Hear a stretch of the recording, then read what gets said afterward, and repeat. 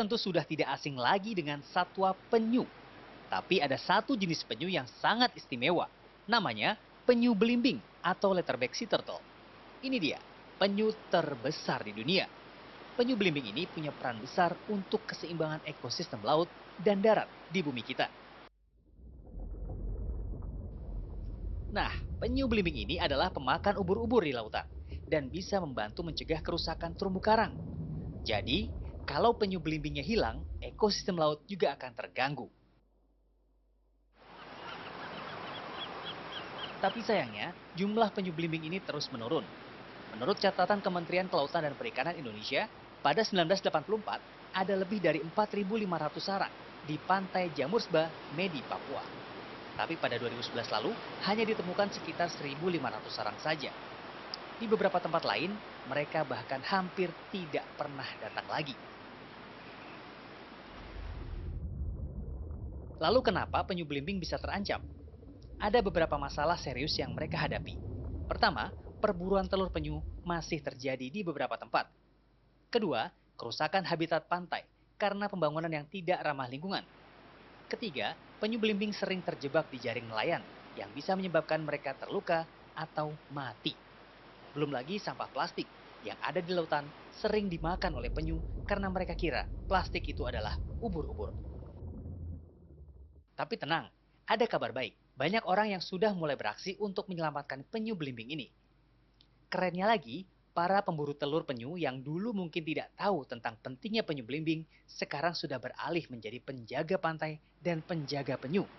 Mereka ikut menyampaikan edukasi kepada masyarakat dan melindungi sarang penyu. Ya, sebenarnya kalau kita lihat dari kita di lapangan gitu ya, justru orang-orang yang dulu sebagai pemburu ya, pemburu telur, pemburu individu penyu belimbing itu sekarang sudah beralih gitu ya. Jadi apa ya, kita bilang warrior atau enumerator lah gitu ya.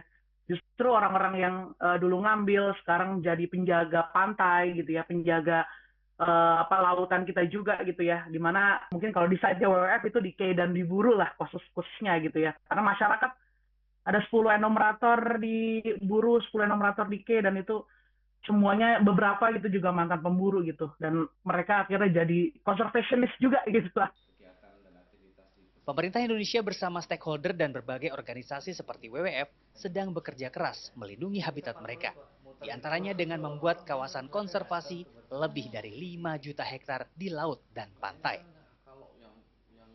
Yang pertama tentu habitatnya dulu. Jadi tidak ada gunanya ya, misalnya ini teman-teman di seberang lautan sana menjaga dengan baik, tapi tempat dia bertelurnya rusak.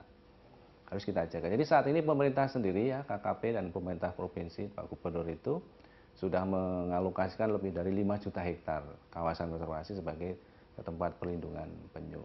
Kemudian yang kedua tentu menjaga dari dampak-dampak kegiatan manusia ya. Pertama tentu yang paling sering kita dengar adalah bycatch dari kegiatan perikanan. Jadi Kementerian Kelautan dan Perikanan juga sudah mengeluarkan regulasi pada tahun 2023 di mana seluruh kegiatan alat tangkap dan sebagainya itu harus menempatkan atau menggunakan yang namanya turtle exclusion device. Jadi kalau ada yang ketangkap, penyunya bisa lepas. Satu orang ini penting karena ini termasuk spesies yang unik. Jadi dia hidup besar makan di laut tapi bertelurnya di darat gitu.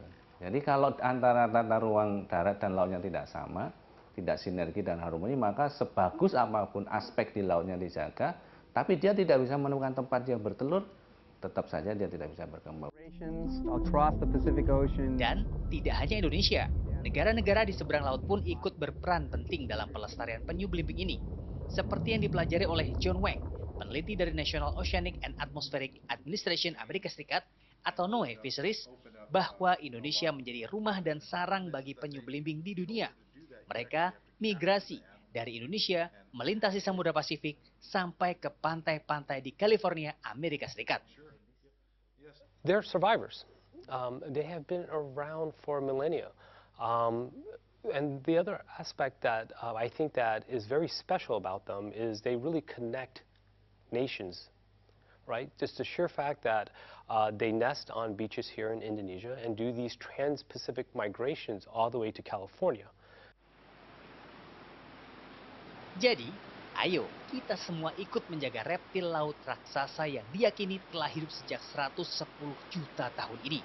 Jaga penyu belimbing, cintai laut, jaga kebersihannya, dan pastikan bahwa generasi mendatang bisa melihat penyu belimbing ini dengan bangga. Karena penyu belimbing bukan cuma milik Indonesia, tapi juga dunia. Yogi Tujuliarto, Iman Firmansyah, Jakarta.